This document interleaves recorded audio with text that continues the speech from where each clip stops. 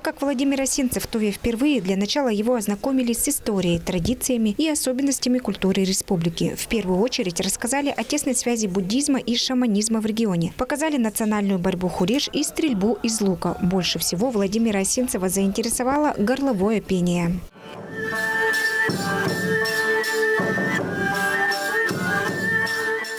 Далее высокий гость проинспектировал реализацию некоторых культурных проектов в Туве. Один из первых – создание школы креативных индустрий. Здесь ученики с 5 по 11 классы смогут получить дополнительное образование и развивать творческие навыки. Школа создается при поддержке президента России Владимира Путина и по поручению председателя правительства Российской Федерации Михаила Мишустина в рамках федерального проекта «Придумано в России». 6 студий, они же готовы, оборудованы. Фото-видеостудия, студия звукорежиссуры электронной музыки, студия 3D анимации, дизайна, виртуальной реальности. То есть вот те вещи, которые необходимы для продакшн, да, вот для производства фильмов. Сегодня школа готова к приему детей. Далее по расписанию Владимир Осинцев посетил ряд культурных объектов. Это Тувинский колледж искусств, а также Центр тувинской культуры. Напротив последнего, вместе снесенного барака, планируется построить здание для Международной академии Хюмей.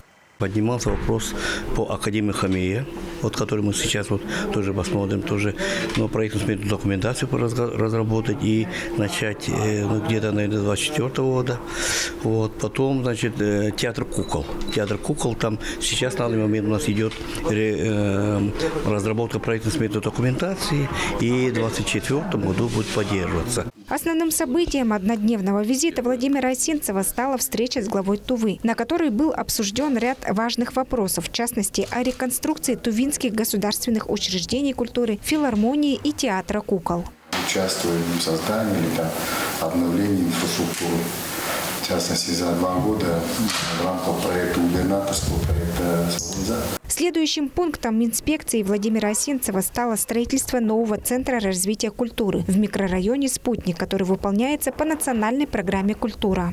Стройка идет с опережающими темпами. Мы приняли решение о том, что мы дополнительно выделим в этом году за счет тех регионов, которые не осваивают денежные средства, дополнительно сюда 40 миллионов, чтобы уже к сентябрю следующего года постараться ввести объект в эксплуатацию. По результатам рабочей поездки Владимир Осинцев отметил не только качественное выполнение национальных проектов в сфере культуры, но и красоту природы Тувы. Алдын Казбуян, Буян Магуш, Мирана Иргит, Тува 24.